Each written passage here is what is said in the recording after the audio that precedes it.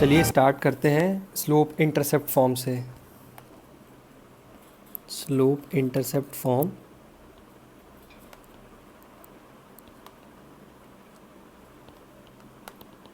अच्छा, last time हमने कुछ क्वेश्चंस करे थे, 2 पॉइंट फॉर्म पढ़ा था, 1 पॉइंट स्लोप फॉर्म सॉरी, और जनरल फॉर्म पढ़ी थी स्ट्रेट लाइन की।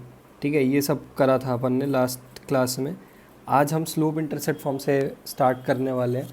तो slope intercept form y is equal to m x plus c होती है। इसका फॉर्म क्या है? y is equal to m x plus c. Okay, जहाँ पे m स्लोप है लाइन का और c इंटरसेप्ट है। अच्छा, कौन सा इंटरसेप्ट है? y इंटरसेप्ट होता है। इसको डायग्रामेटिकली कैसे बनाना है, कैसे चेक करना है, वो भी देख लेते हैं एक बार। लेट्स से कि हमारे पास कोई ऐसा कोऑर्डिनेट एक्सिस, ये एक लाइन है हमारी। अच्छा, तो ये y एक्सिस, ये x एक्सिस, ये ओरिजिन। तो ये जो है, ये यहाँ से यहाँ तक, ओरिजिन से यहाँ तक की जो डिस्टेंस है, इसे हम c कहते हैं। क्या? ये y इंटरसेप्ट कहलाता है। क्या कहलाता है? ये जो है लेंथ है, ये हमारी क्या कहलाएगी? y intercept. ओके, अच्छा एग्जाम्पल के तौर पे देख लेते, समझ में आएगा। m जो है वो स्लोप है। अच्छा, कोई कहता है कि y is equal to 2x minus 3। अच्छा, एक एक चीज़ को यहाँ पे समझ लेते हैं कि 2 यानी इसका स्लोप है, और ये -3 जो है ये इसका क्या है? y इंटरसेप्ट है। क्या है? y इंटरसेप्ट है। अच्छा, इसका डायग्राम कैसे बनेगा? अब यहाँ पे m क्या है? यानी tan थीटा कितनी आ रहा है? 2 आ रहा है, यानी ये क्या है? पॉजिटिव है। पॉजिटिव tan कहाँ होता है? थीटा, मतलब हमारा पॉजिटिव है, थीटा एक्यूट है। ओके, चलिए, तो इसका अगर हम डायग्राम बनाने की कोशिश करें, लाइन बनाने की कोशिश करता हूँ मैं इसकी, देखिएगा कैसे बनाएंगे। y इंटरसेप्ट नेगेटिव है, तो कहाँ मिलेगा? अबव एक्स एक्सिस या below axis? Below x axis. -3 यानी ये यहाँ मिलेगा 0, -3 पे। अब लाइन ऐसे जाएगी, ऐसे जाएगी, कैसे पता नहीं है अभी, वही चेक करने के लिए हम क्या है, tan थीटा क्या है? पॉजिटिव है, तो ये इस तरीके से हम लाइन ड्रॉ करेंगे, क्योंकि थीटा क्या है हमारा? एक्यूट है। ओके, तो ये वो वाली लाइन हो जाएगी हमारी, y is equal to 2x minus 3। चलिए, अब कोई हमसे कहता है कि आप ये वाली लाइन बना के दिखाइए, y is equal to -2x minus 3। तो अगेन y इंटरसेप्ट कितना है हमारा? y इंटरसेप्ट तो हमारा आ गया -3, और स्लोप भी कितना आ गया हमारे पास? नेगेटिव आ गया। स्लोप नेगेटिव यानी tan ऑफ थीटा भी कितना? नेगेटिव। tan नेगेटिव कहाँ पे? मतलब सेकेंड क्वाड्रेंट में। ठीक है, सेकेंड क्वाड्रेंट का मतलब क्या हुआ? Obtuse angle. अच्छा, ऑब्ट्यूज एंगल का मतलब सॉरी। अच्छा, देखिए इसको कैसे ड्रॉ करने की कोशिश करते हैं, वो बना लेते हैं सबसे पहले।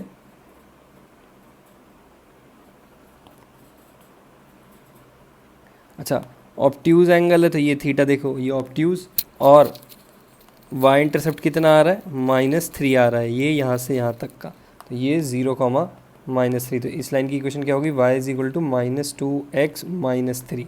समझ गए आप लोग? तो इस तरीके से हम कोई सी भी लाइन ड्रॉ कर सकते हैं, गिवन उसका स्लोप y इंटरसेप्ट और हमारे को स्लोप गिवन हो तो।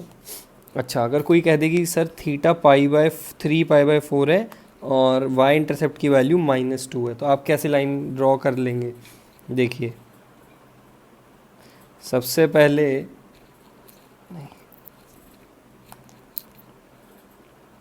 ये कोऑर्डिनेट एक्सिस, अच्छा थीटा 3π/4 यानी 145, तो एक्यूट तो नहीं, ऑब्ट्यूज एंगल है। अच्छा, और c नेगेटिव है, तो ये इस तरीके से बनना चाहिए। देखिए, क्योंकि यहाँ पे ये जो थीटा बन रहा है, ये थीटा की वैल्यू कितनी है? 3π/4, क्योंकि हम एक्स एक्सिस के साथ ही ड्रॉ करते हैं, और यहाँ से यहाँ तक ये वाला वैल्यु, ये 0, -2 कोऑर्डिनेट होगा, तभी तो ये यहाँ से यहाँ तक -2 होगा, तो ये c की वैल्यू -2। तो इसकी इक्वेशन कितनी हो जाएगी? tan 3π/4, क्योंकि m तो यही होता है x, और c की वैल्यू -2, तो tan 3π/4 की वैल्यू तो -1, यानी -x -2। तो इस लाइन की इक्वेशन क्या होगी? y is equal to -x -2। अच्छा, इस तरीके के भी क्वेश्चन हम कर सकते हैं, क्योंकि ये बोर्ड्स में भी आ सकता है, जेई मेंस में भी पूछ सकते हो। जेई मेंस में ऐसा दे दे, बताइए लाइन ऐसी होगी, फिर इस लाइन को कहीं और यूज़ कर रहा होगा, तो कैसे भी पूछ सकते हैं क्वेश्चन में। लेट से कि कोई कह दे कि अब थीटा आपको π/6 है और सी की वैल्यू 2 है, तो थीटा यानी आपका फर्स्ट क्वाड्रेंट में है। अच्छा, सी की वैल्यू पॉजिटिव है, तो फर्स्ट क्वाड्रेंट में देखो कैसे बनेगा ये, अब इसको बनाने की कोशिश करते हैं। अच्छा, थीटा देखिए π/6 यहाँ पे, और ये यहाँ से यहाँ तक की वैल्यू कितनी 2 आ गई, क्योंकि ये पॉइंट कितना होगा 0,2। ठीक है, तो इस लाइन की इक्वेशन क्या हो जाएगी, y is equals to tan π/6, तो हम पहले से ही निकाल के रख लेते हैं, यानी tan 30 की वैल्यू होती है 1/√3, तो x/√3 प्लस 2। तो मेरे पास लाइन की इक्वेशन क्या आ गई, ये आ गई लाइन की equation, y is equal to x/√3 plus 2। ठीक है, सिमिलरली अगर कोई हमसे कह दे कि थीटा इक्वल टू π/4 है और सी की वैल्यू कितनी है जी -2 है, तो बिलो एक्स एक्सिस तो मिलना ही है, तो इसको बिलो एक्स एक्सिस को बनाने की कोशिश कर लेते हैं। अच्छा, बिलो एक्स एक्सिस का क्या हिसाब किताब रहेगा कि ये 0,-2 तो हमारे पास फिक्स हो गया। अब लाइन चाहे इधर से निकलेगी या फिर इधर से, दो तरीके हैं। थीटा π/4 है तो पॉजिटिव एक्यूट एंगल होगा, तो फर्स्ट क्वाड्रेंट, तो यानी ये यहाँ होगा थीटा π/4, यहाँ तो 3π/4 मिल जाता। तो लाइन की इक्वेशन क्या हो जाएगी, y is equals to m यानी tan π/4 यानी 1, तो x -2।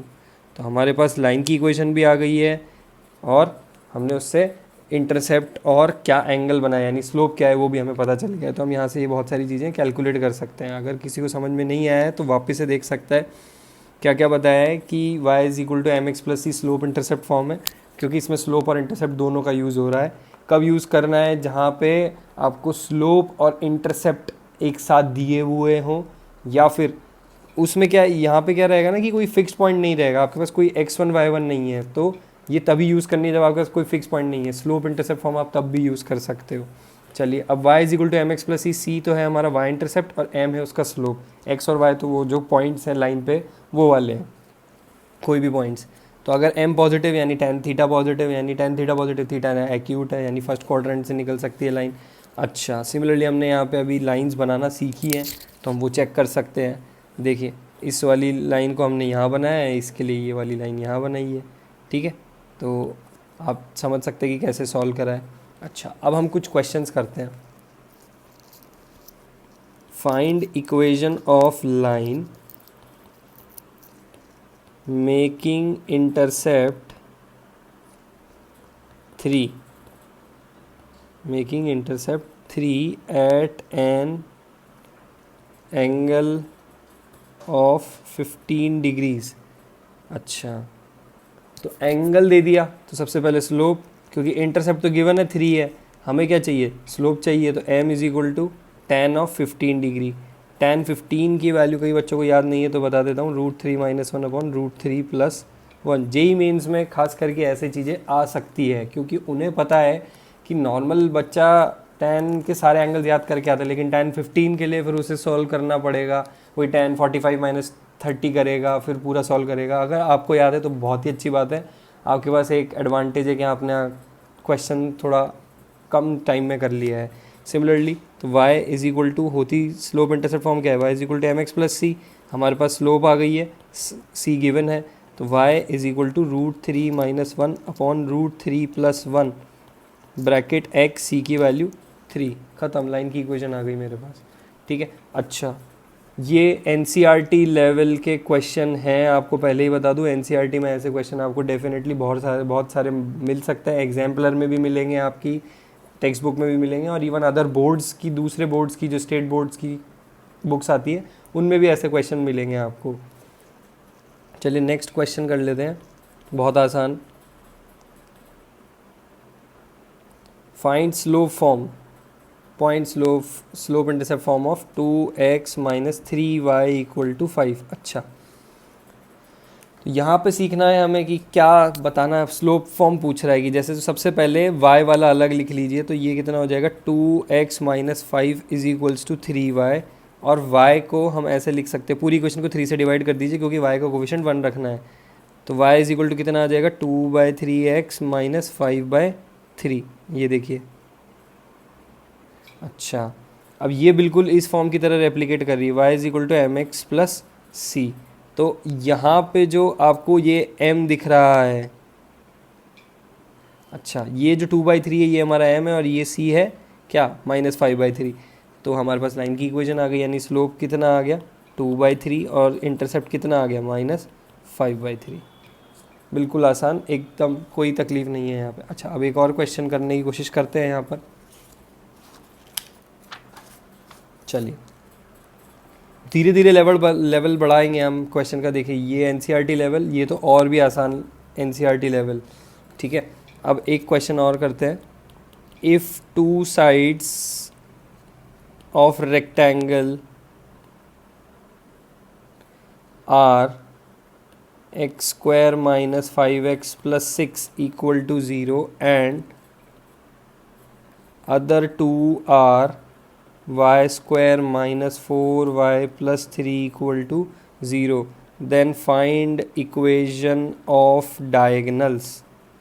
अच्छा, ये आपको आपके बोर्ड्स में तो नहीं आ सकता, लेकिन हाँ जेई मेंस के लेवल का क्वेश्चन है। If two sides of rectangle are, rectangle की दो साइड्स गिवन है और अदर दो साइड्स ऐसी दी हुई हैं। चलिए, तो अब दो साइड्स इसमें दिख कैसे रही, हमें तो नहीं पता चल रहा सर कि ये x² - 5x साइड कैसे हो सकती है। अच्छा देखिए, x² - 5x + 6 = 0 क्वाड्रेटिक है, यानी दो रूट्स हैं। तो जब सॉल्व करता हूँ तो इसके फैक्टर करने पे x - 2 और x - 3 मिलता है मुझे, यानी मेरे पास दो इक्वेशन आती है यहाँ से कि x की वैल्यू 2, x की वैल्यू 3। ओके, एकदम क्लियर। सिमिलरली y² - 4y + 3 = पर आते हैं, तो इसके फैक्टर करेंगे तो y - 1 और y - 3 = 0 मिलता है, यानी y की वैल्यू 1 मिलती है और y की वैल्यू 3 मिलती है। चलिए, अब ये लाइन कैसे हैं, पहली बात तो ये साइड्स कैसे होंगी, रेक्टेंगल बनेगा कैसे इनसे। चलिए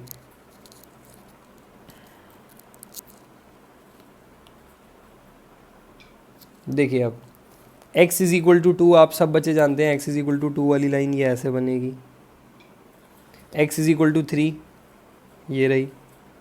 अच्छा, y = 1, मैंने ये y = 1 वाली लाइन बना दी है, और y = 3 यहाँ पे बनेगी थोड़ी।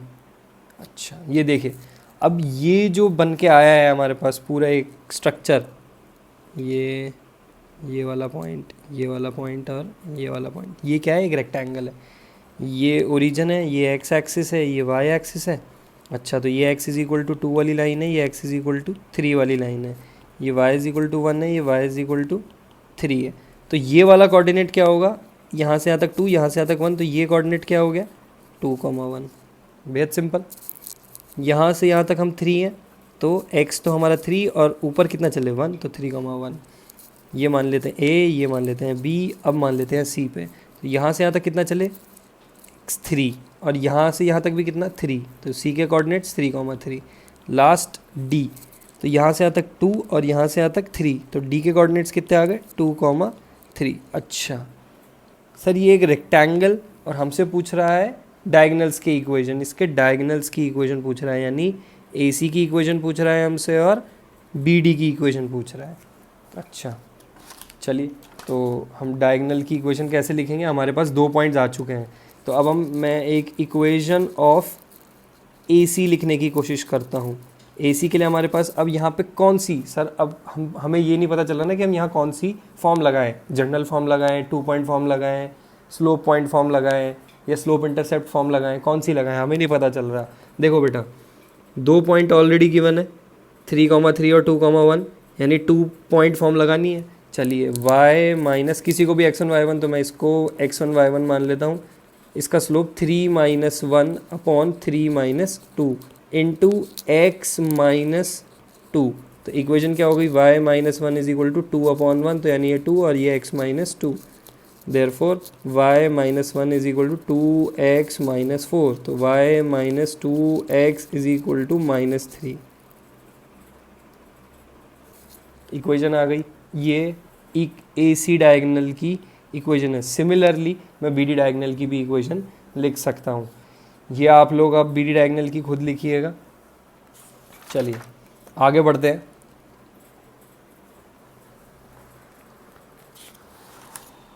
कुछ और क्वेश्चंस करने की कोशिश करते हैं।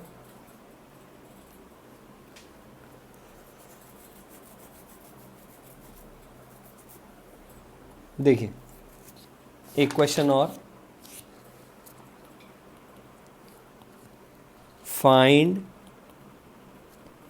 इक्वेशन, पहली बात तो मैं बता दूं ये आपको ये जेई मेंस का क्वेश्चन है प्रीवियस,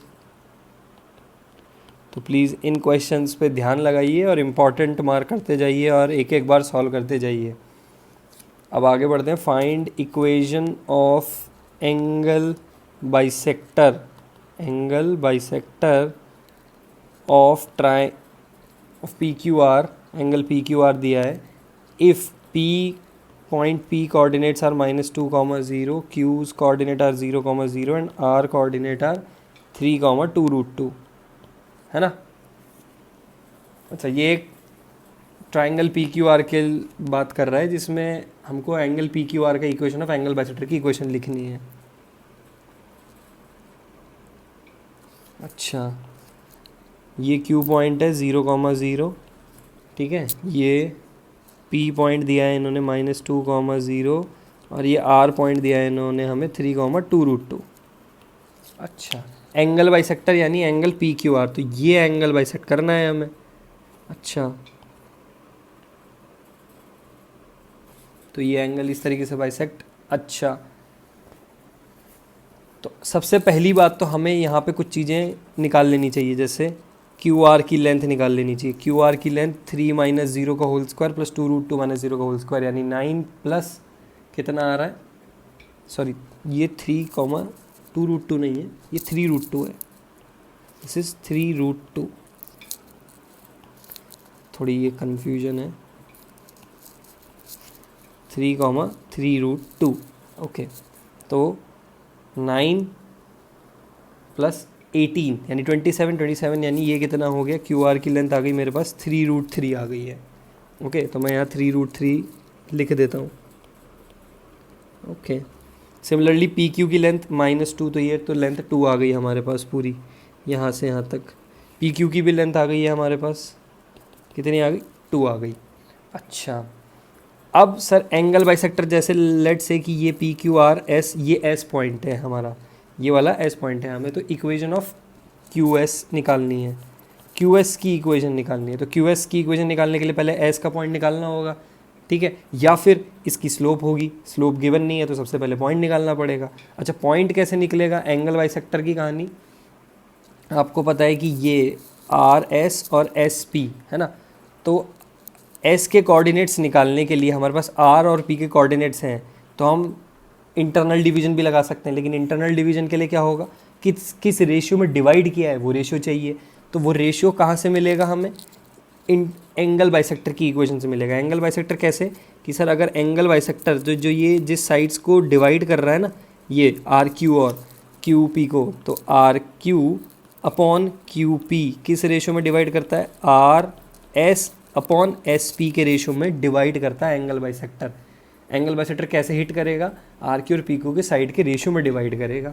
अच्छा, तो यहाँ से लेकर यहाँ तक कितना हो जाएगा, 3√3, और यहाँ से यहाँ तक 2, तो इसका हम रेशियो लिख देते हैं 3√3/2।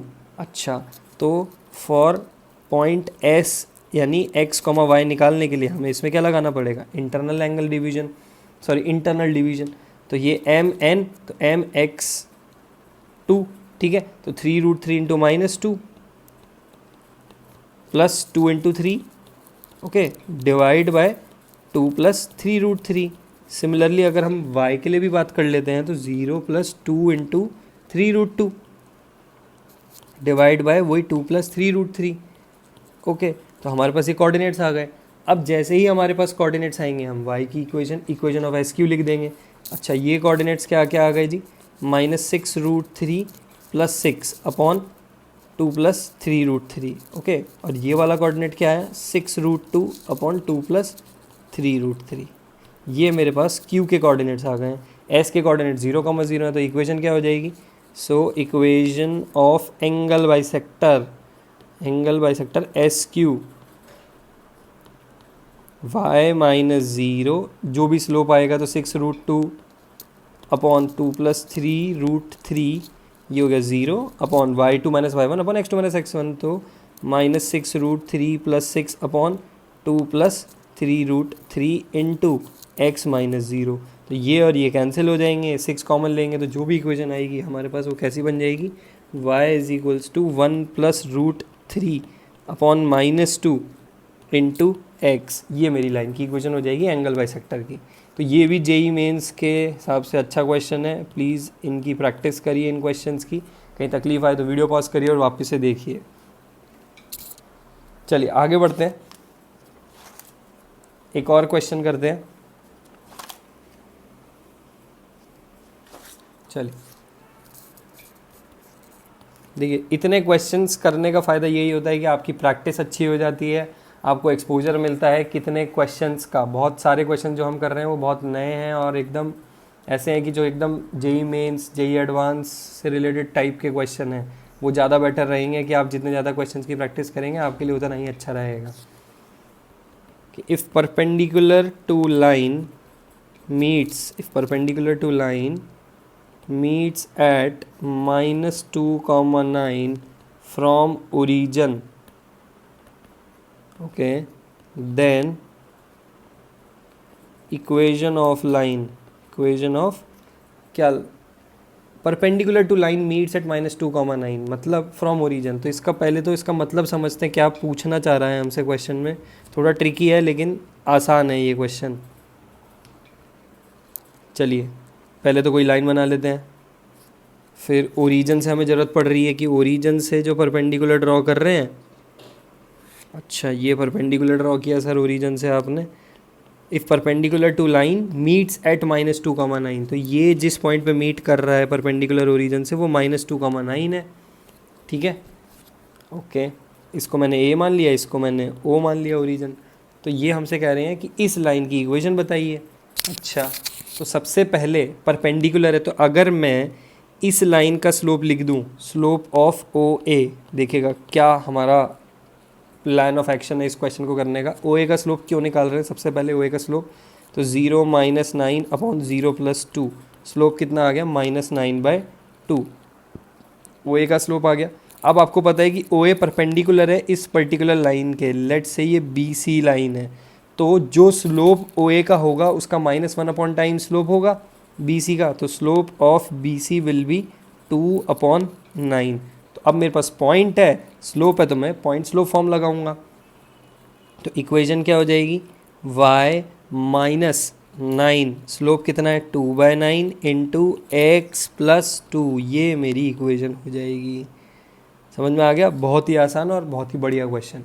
ये आपको डेफिनेटली जेई मेंस में ये मिल सकते हैं इस टाइप के क्वेश्चन, प्लीज़ तो इनकी प्रैक्टिस जारी रखिए और ये बहुत आसान है। चलिए और आगे बढ़ते हैं अब, एक और question. Find ratio in which perpendicular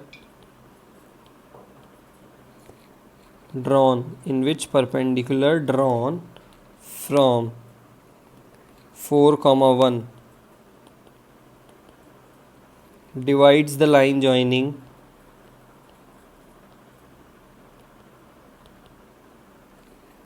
6,5 and 2,-1।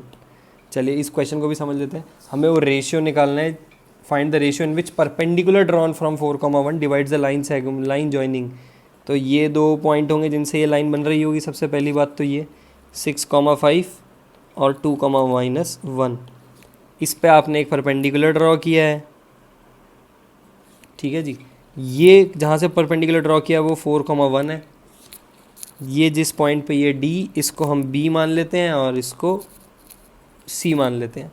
तो ABCD 4 पॉइंट आ गए। हमें तो ये रेशियो निकालना है जिसमें ये इसको डिवाइड कर रहा है। तो हमें कुछ पता नहीं है, तो हमने एक बात पढ़ी थी, λ/1 के रेशियो में डिवाइड कर लिया जाता है। तो सबसे पहले अगर हमें रेशियो निकालना है λ/1 के लिए, तो सबसे पहली बात तो अब यहाँ रेशियो आएगा कैसे। हमें एक ही चीज़ पता है कि जो स्लोप है BC का और जो स्लोप है AD का, उन दोनों का प्रोडक्ट -1 आना चाहिए क्योंकि वो परपेंडिकुलर है। यही हमारा यहाँ कॉन्सेप्ट था जो हम यूज़ करने वाले हैं यहाँ पे। अच्छा, तो सबसे पहले मैं स्लोप ऑफ BC लिख लेता हूँ, तो वो -1 - 5 y2 - y1, सिमिलरली 2 - 6, तो ये कितना हो गया जी -6/-4, यानी ये तो हो गया स्लोप 3/2। अगर BC का स्लोप 3/2 है तो स्लोप ऑफ AD कितना हो जाएगा माइनस का 2/3। अच्छा, तो अब लेकिन ए डी का स्लोप तो आपका -2/3 आ गया, लेकिन आपके पास डी के कोऑर्डिनेट्स नहीं है।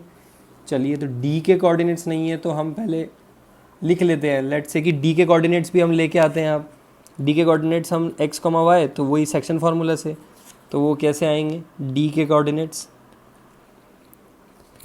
2 lambda plus 6 upon lambda plus 1 comma minus lambda plus 5 upon lambda plus 1, ये डी के कोऑर्डिनेट्स आ गए। अब मैं इसका एक्चुअल में वापस से स्लोप निकालता हूँ और किसके इक्वल करता हूँ? -2/3 के इक्वल कर दूंगा, मेरा आंसर आ जाएगा। ठीक है, बात समझ में आ गई? एकदम आसान क्वेश्चन। डी के कोऑर्डिनेट्स हमने निकाल ही लिए क्या? 2 lambda plus 6 upon lambda plus 1 minus lambda plus 5 into upon lambda plus 1।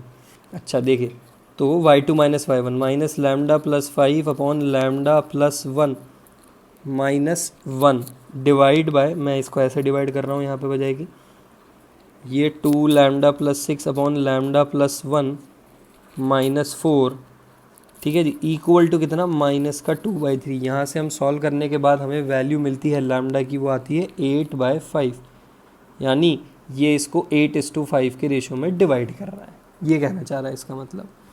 तो this question also for JEE Mains, JEE Mains के लिए ये क्वेश्चन बहुत इंपॉर्टेंट है। इस टाइप के जो मैंने 2 क्वेश्चन कराए हैं आपको, अभी 2-3 क्वेश्चन कराए हैं। चलिए, अब आगे बढ़ जाते हैं नए पोर्शन पे, यानी नया फॉर्म वो है हमारे लिए। अभी हमने क्वेश्चंस कर लिए हैं काफ़ी, बहुत सारे। अब नया टॉपिक पकड़ते हैं, डबल इंटरसेप्ट फॉर्म। चलिए, डबल इंटरसेप्ट फॉर्म में क्या कहना चाहता है हमसे?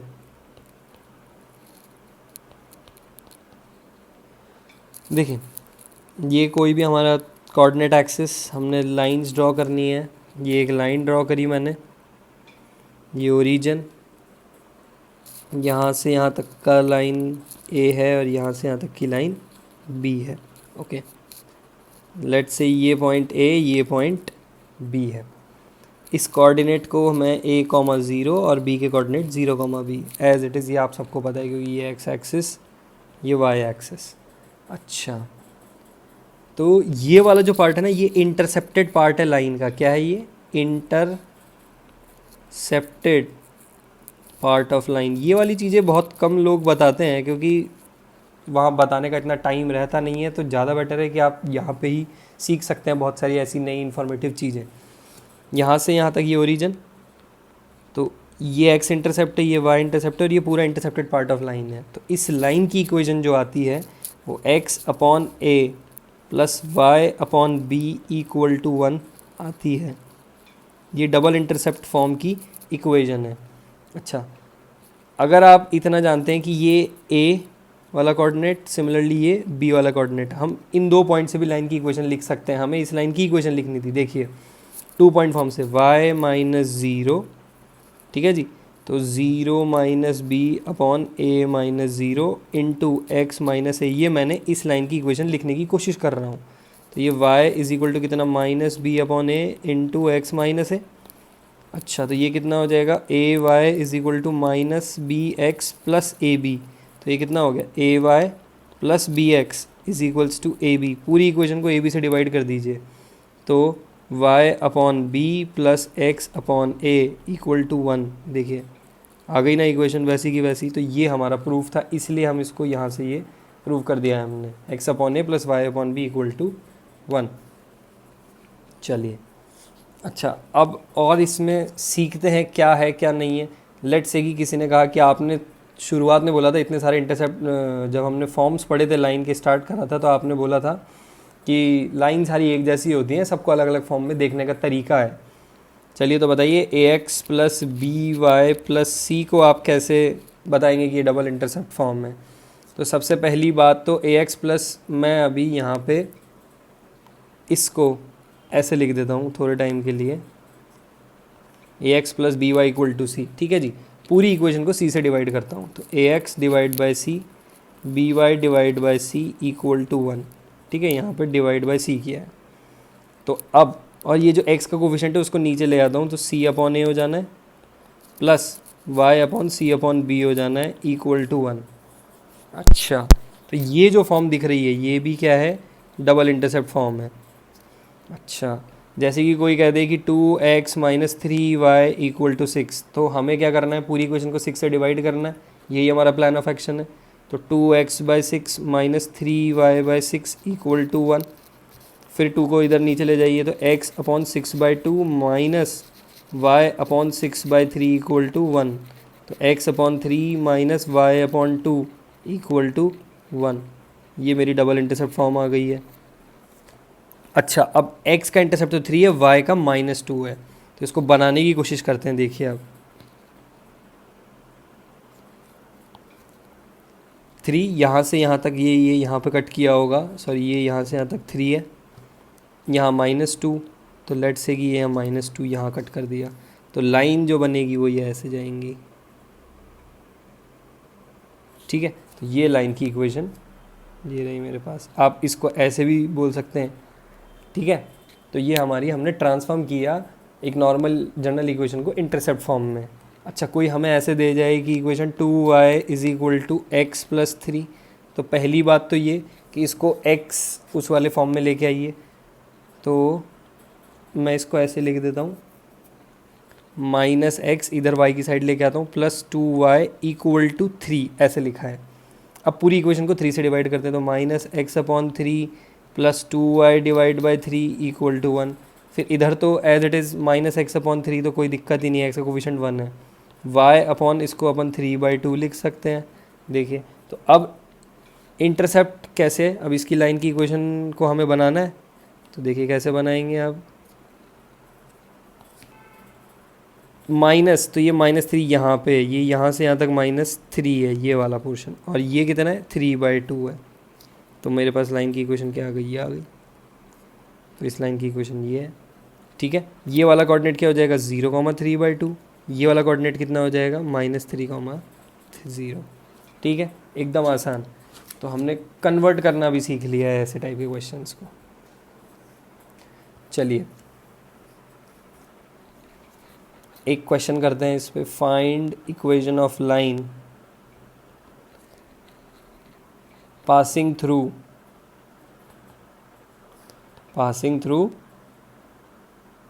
4,3 and having sum of intercepts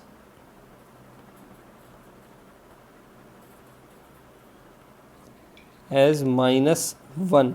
ये बहुत ही फेमस क्वेश्चन, ऑलमोस्ट एनसीईआरटी में तो सब में जगह दिया ही है, हर जगह अलग अलग फॉर्म में दिया है, लेकिन इसी टाइप का क्वेश्चन है। जेई मेंस में भी पूछा जा चुका है, स्कूल लेवल पे भी पूछा जाता है, तो ये बहुत इंपॉर्टेंट क्वेश्चन है और फेमस क्वेश्चन है। ठीक है, इसमें कोई वो नई चीज़ नहीं है कि कोई नया कॉन्सेप्ट, बस एक बार समझना है और फिर स्टार्ट करना है क्वेश्चन को। अब जब भी एक चीज़ का ध्यान रखें कि लाइन पास कर रही है 4,3 से, तो उसका मतलब ये है कि ये कोऑर्डिनेट उस लाइन में सेटिस्फाई होगा। ठीक है, सेटिस्फाई कराना एक्स और वाई की वैल्यूज़ में रखना। Having sum of intercept as -1। अच्छा, आपने इक्वेशन तो x/a plus y/b equal to 1, तो यहाँ पे a और b क्या है, इंटरसेप्ट है। इसने हमें दिया इन दोनों का सम कितना, -1। तो ये हमारे लिए पहली इक्वेशन जो हमें मिल गई यहाँ पे, जिस पे हमने काम किया ये कि हाँ ये हमें इक्वेशन मिल गई है जी। अच्छा, दूसरी बात, अब इक्वेशन में ये वाला, ये लाइन जो है इसमें 4,3 सेटिस्फाई करना चाहिए, तो 4/a plus 3/b equal to 1।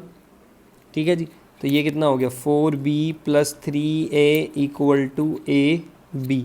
अब हमारे पास दो इक्वेशन, दो वेरिएबल, किसी भी एक को उठा के एक में सब्सटीट्यूट करेंगे 9th 10th में जैसे हम करते थे। तो लेट्स से कि आप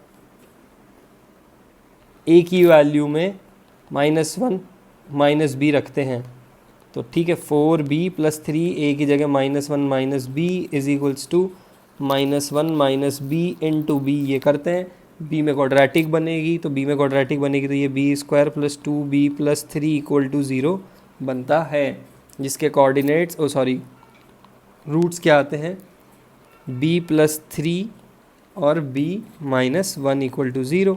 तो b की वैल्यू क्या क्या आ गई 1 और -3। अगर b की वैल्यू 1 और, तो अगर b 1 है तो a की वैल्यू कितनी आ जाएगी जी -2, और अगर b -3 है तो b की वैल्यू कितनी आ जाएगी, 2 आ जाएगी। तो ये हमारे पास a और b की दो पॉसिबल वैल्यूज़ आ रही हैं, यही वो हमसे पूछ रहा है।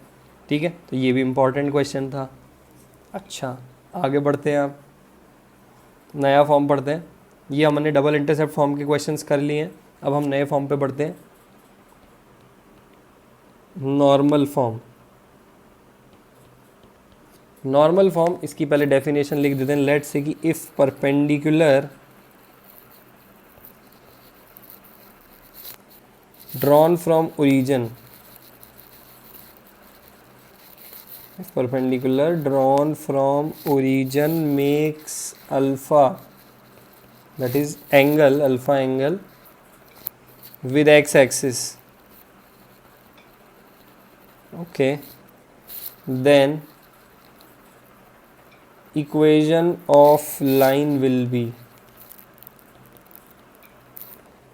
वो होती है x cos alpha plus y sin alpha is equals to p। ये लेंथ ऑफ परपेंडिकुलर है, क्या है ये, लेंथ ऑफ परपेंडिकुलर। अच्छा,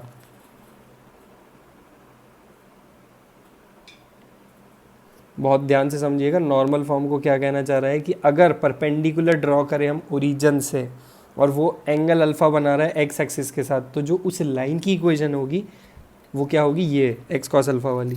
चलिए, तो इसको बनाने की कोशिश करते हैं। पहले देखिए, ये मैंने एक लाइन बनाई है, परपेंडिकुलर ड्रॉन फ्रॉम ओरिजिन, ठीक है ना।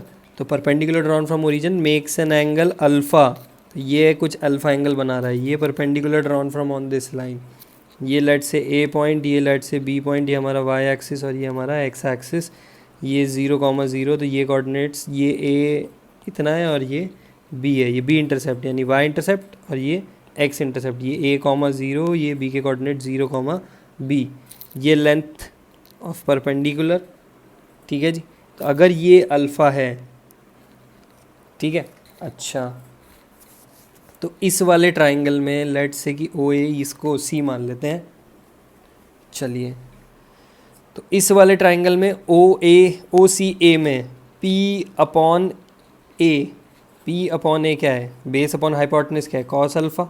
देखिए सिमिलरली, तो और ये वाला जो बचा कुछ एंगल है, ये कितना हो जाएगा, 90 माइनस अल्फ़ा। ठीक है, तो अगर इस ट्राइंगल की बात करें ओ सी बी की बात करें यहाँ से, तो इसको मैं 1 मान लेता हूँ। अगर ये इन ट्राइंगल ओ सी ए, अब मैं बात कर रहा हूँ in triangle O C B की बात कर रहा हूँ, तो ओ सी बी में क्या होगा, पी अपॉन बी की वैल्यू कितनी आ जाएगी, कॉस ऑफ 90 माइनस अल्फ़ा। ठीक है, तो P अपॉन बी कितना आया मेरे पास, P अपॉन बी की वैल्यू आ गई साइन अल्फ़ा, जिसको हम इक्वेशन नंबर 2 मान लेते हैं। ठीक है, तो यहाँ से A कितना आ गया मेरे पास, P अपॉन कॉस अल्फ़ा। चलिए, और P यहाँ से B कितना आ गया, B की value P upon sine alpha.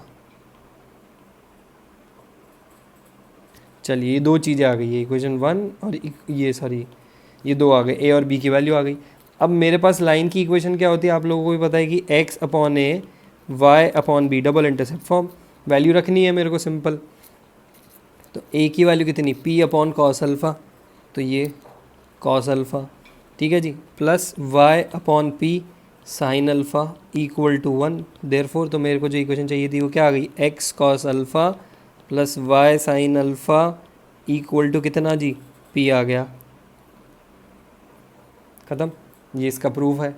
समझ में आ गया नॉर्मल फॉर्म सबको कि कहाँ से अल्फ़ा कैसे आ रहा है ये सब, तो ये इसलिए इम्पॉर्टेंट है थोड़ा। और इस पे कुछ स्कूल वाले क्वेश्चन थोड़े ज़्यादा अच्छे से पूछ लेते हैं, क्योंकि इतना वो समझाते भी नहीं हैं और बच्चे को इतना फील भी नहीं आता है कि नॉर्मल फॉर्म बनी कैसे है, नॉर्मल आया कैसे है। क्योंकि कभी भी नॉर्मल का काम क्या है, यहाँ पे देखिए ये जो लाइन है ना, इस पे हमने कहीं से परपेंडिकुलर जो ड्रॉ किया ये हमारा नॉर्मल है, इसलिए हम इसे नॉर्मल फॉर्म कहते हैं। ठीक है, इसलिए नॉर्मल फॉर्म नाम पड़ा है। ऐसा नहीं है कि ये नॉर्मल इन्होंने, हाँ ठीक है कि नॉर्मल फॉर्म दिख रहा है नॉर्मल फॉर्म लिख दो, नहीं, नॉर्मल फॉर्म इसलिए आया है। और इसकी equation x cos alpha y sine alpha equal to p, या फिर इसे हम x upon sec alpha plus y upon cosec alpha equal to p भी बोल सकते हैं। चलिए अब इस पे कुछ क्वेश्चन कर लेते हैं, फिर आगे बढ़ते हैं। इसमें कहता है कि find equation of line having distance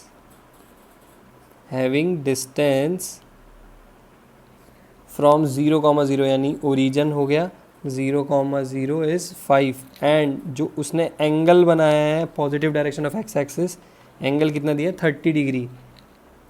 find P ऐसे पूछ रहा है, फॉर पी कितना होगा। ठीक है, तो x cos अल्फ़ा की वैल्यू cos 30 प्लस y और p भी दे रखा है, डिस्टेंस फ्रॉम ओरिजिन कितना दे रखा है 5 दे रखा है, तो वो इक्वेशन फाइंड करिए। सॉरी, तो y sin 30 इक्वल टू कितना, ये 5, तो x cos 30 की वैल्यू √3/2। ठीक है, तो ये √3/2 प्लस y sin 30 की value 1/2 equal to 5। Therefore equation is √3x plus y is equal to 10। School NCERT level question है, एकदम बेसिक आता है स्कूल में, इसलिए बता रहा हूँ। चलिए अब एक और क्वेश्चन जो बहुत फेमस है नॉर्मल फॉर्म के लिए कि हाँ, और बच्चों को स्कूल में एग्ज़ाम में हर जगह आता है ये क्वेश्चन। चलिए इसको करते हैं। Find equation of line having 60 degree angle for P and area of triangle is 54√3 made by line and coordinate axis। अच्छा, पहली बात तो इसमें जो लैंग्वेज लिखी ना वही सबसे ज़्यादा खतरनाक है, और उसी से ही आधे लोग इस क्वेश्चन को गलत कर देते हैं। चलिए पहले इसको समझने की कोशिश करते हैं कि क्या कहना चाह रहा है हमसे। हमें लाइन की इक्वेशन निकालनी है जो 60 डिग्री एंगल बना रहा है फॉर P, यानी इसने ये लाइन बनाई है। अच्छा, ओरिजिन से परपेंडिकुलर ड्रॉ किया गया है, फिर यहाँ से जो ये एंगल है वो 60 डिग्री है, ये लेंथ P है, ये परपेंडिकुलर ड्रॉ किया गया है। अच्छा, ये लेट से ये लेंथ A, ये लेंथ B, इंटरसेप्ट। ओके, इस लाइन की इक्वेशन लिखनी है, इसने मेड बाय कोऑर्डिनेट एक्सिस, तो ये भी लिख दिया। ट्राइंगल का एरिया कितना होता है, हाफ बेस एल्टीट्यूड। इस ट्राइंगल का यानी ये B, ये O और ये A, OAB का ट्राइंगल का area half altitude base, half base height होता है, और कितना दे रखा है 54√3 गिवन है मुझे। ठीक है, अब मेरे पास A और B की कमी है, तो A कहाँ से आएगा। A आपको वैसे भी पता है P/cos 60 होगा, अभी हम पढ़ के आए cos अल्फ़ा, तो हाफ A की वैल्यू कितनी P/cos 60। ठीक, सिमिलरली B की वैल्यू P/sin 60। फेयर इनफ, इससे ज़्यादा कुछ नहीं, 54√3। तो 1/2 ऊपर हो गया, P² cos 60 होता है 1/2, तो ये 2 ऊपर, ये इसकी वैल्यू sin 60 की वैल्यू √3/2, तो 2 ऊपर गया, यहाँ पे √3, तो 1 2 से 2 कैंसिल, इधर 54√3। ठीक है, तो 2P² इज इक्वल टू 54 × 3। ठीक है, तो ये 27, तो P² इक्वल टू कितना आ गया 81, तो हमारे पास P की वैल्यू कितनी आ गई 9 आ गई। तो इक्वेशन क्या आ जाएगी हमारे पास अब, x cos 60 y sin 60 equal to कितना, P की वैल्यू 9, ख़त्म। ये लाइन की इक्वेशन है।